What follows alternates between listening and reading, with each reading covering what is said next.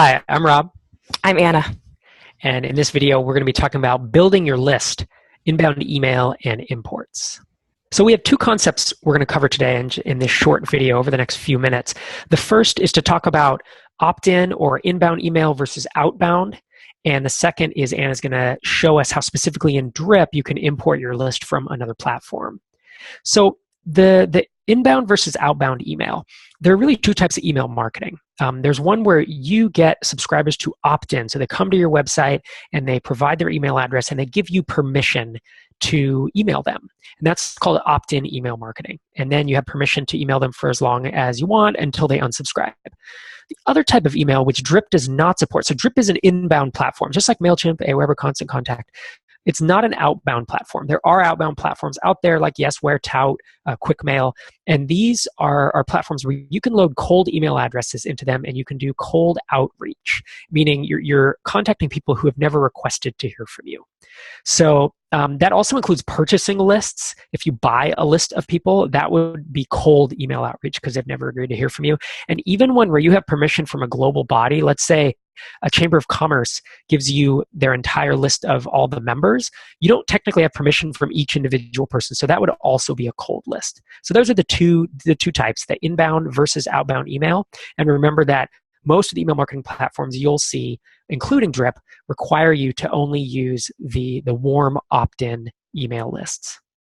And that's a really good overview of both of those concepts. Next, we're going to transition into the app, and I'm going to show you how to import an existing list. So perhaps you've exported a list from MailChimp, from Aweber, and you need to bring those people into Drip. These are all folks who have opted into another platform, and you simply need to bring them into Drip. In order to do your import, you want to go to Subscribers, and then you want to click on the Imports Bulk Ops tab that you see right here. And you want to click on New Bulk Operation, and then you're going to upload a CSV. There are also a few other options here. You can ignore those for now. Once you click on the Upload a CSV option, click Next Step, and then you're going to upload the CSV that you've exported from your other email platform. And as it says there, at a minimum, your CSV file should include at least email addresses, but any additional columns you bring in will either be custom fields or some will have special meaning. So this is a CSV that I've exported from MailChimp. And you'll see that there aren't just email address columns, there are also first name, last name, and a few other columns as well.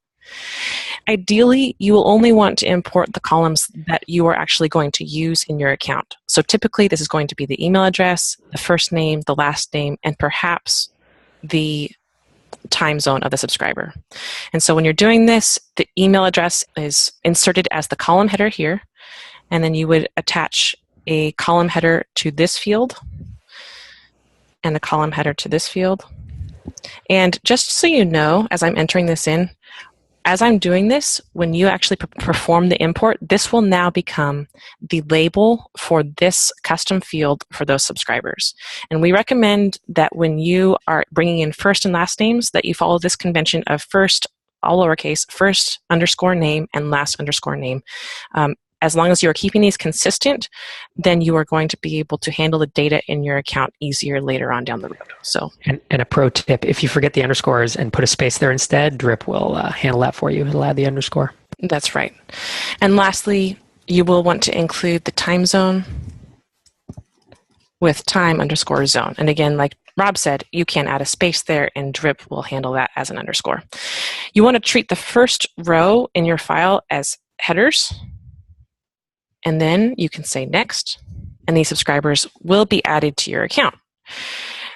Before they're added, though, you can choose to have an action applied to these subscribers. And very often I will see people do imports and apply a tag to these imported subscribers. And typically people like to apply a tag saying where the import came from, so you can use this later on to reference that segment of subscribers added to your account. And so I'm going to say MailChimp import. But just to be clear, if you didn't put anything on this step, no actions, they would still be imported. They just wouldn't be tagged with anything. That's right. So now that I've applied the tag, I'm going to say next. And it's going to ask me when I want this action to happen. I'm going to say immediately, but if you needed this import to happen sometime in the future, you can schedule it. So now I'm going to schedule it now.